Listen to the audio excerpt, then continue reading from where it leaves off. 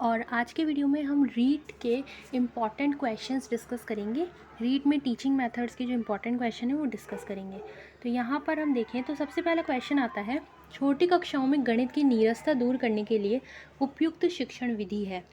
देखिए, छोटी कक्षाओं की बात हो रही है और छोटे बच्चों को किस चीज़ में सबसे ज़्यादा मज़ा आता है, वो आता है खेल में। तो इसलिए, और नीरसता मतलब बोर्डम, तो बोर्डम उनको गेम में तो कभी बोर्डम फील हो ही नहीं सकता। तो सबसे सही आंसर है इसका खेल मनोरंजन विधि। सेकंड क्वेश्चन है, रेखा गणित के प्रश्नों को हल करना किस विधि से उपयुक्त है। तो ये बात हमेशा याद रखिएगा कि रेखा गणित यानी कि ज्योमेट्री से रिलेटेड, ज्योमेट्री से कौन सी टीचिंग टेक्निक अच्छी होती है, वो विश्लेषण विधि होती है, एनालिटिक मेथड होता है सबसे सही। फिर है, गणित सभी विज्ञानों का प्रवेश द्वार तथा कुंजी है। ये कथन किसका है। तो ये याद रखिएगा कि जब भी प्रवेश द्वार और कुंजी वाली परिभाषा है तो वो बैकन ने दी है। तो अगले क्वेश्चन पे चलते हैं। अगला क्वेश्चन है, गणित क्या है। यह उस मानव चिंतन का प्रतिफल है जो अनुभवों से स्वतंत्र है तथा सत्य के अनुरूप है। ये कथन किसका है। तो ये कथन आइंस्टीन का है। अब इसको याद कैसे रखेंगे, देखिए यहाँ पर है चिंतन का प्रतिफल। तो अब प्रतिफल की बात हो रही है यहाँ पर। तो फलों का हम क्या करते हैं, फलों का जूस बनाते हैं और जूस में हम आइस डालते हैं, बर्फ़ डालते हैं। तो ये आइस डालते हैं और प्रतिफल हुए, तो यहाँ पे ये इसलिए आइंस्टीन की परिभाषा है। तो ये ट्रिक है मेरी, जिससे मैंने इस परिभाषा को याद किया है। आप भी चाहे तो इसको यूज़ कर सकते हैं।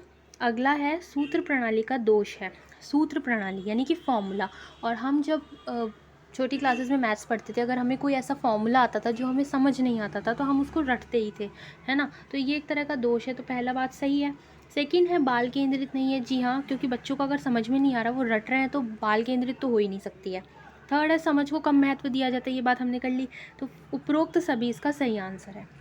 फिर है, विश्लेषण विधि के संबंध में सही है। विश्लेषण विधि के संबंध में क्या चीज़ें सही है देखते हैं।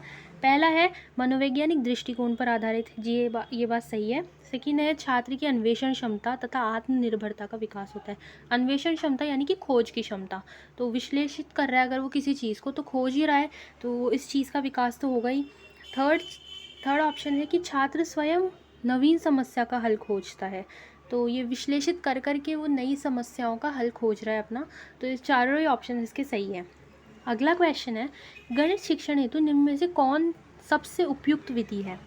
तो कौन सी विधि सबसे उपयुक्त है। अब गणित पढ़ानी है आपको, तो पहला ऑप्शन है भूमिका निर्वहन विधि। आप किस चीज़ की भूमिका निभाएंगे, गणित में क्या है, किसकी भूमिका आप निभा सकते हो, तो ये विधि तो बिल्कुल ही गलत है।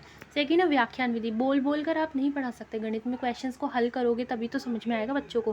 थर्ड है पाठ्य पुस्तक विधि। सिर्फ किताब बच्चों को दे दो, बच्चे खुद क्या किताब से पढ़ के गणित समझ सकते हैं, जी नहीं।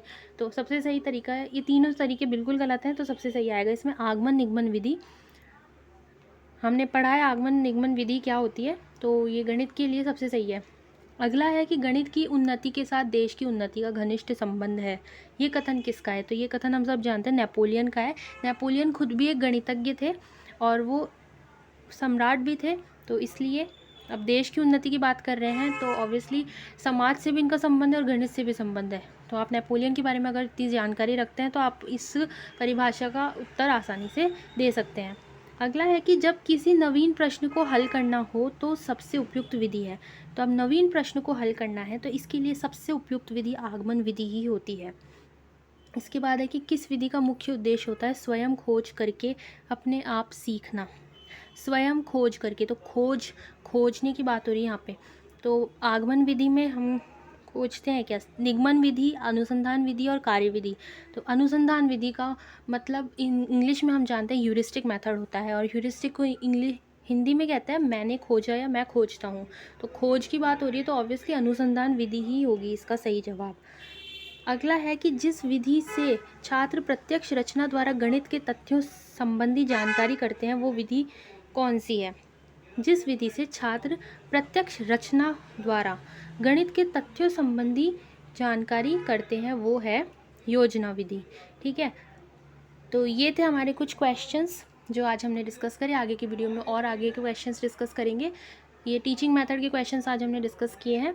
अगर आपको वीडियो पसंद आया तो प्लीज़ इसे लाइक कीजिए, मेरे चैनल को ज़्यादा से ज़्यादा सब्सक्राइब कीजिए क्योंकि मैं बहुत सारे क्वेश्चंस लेके आने वाली हूँ, और ज़्यादा से ज़्यादा शेयर कीजिए।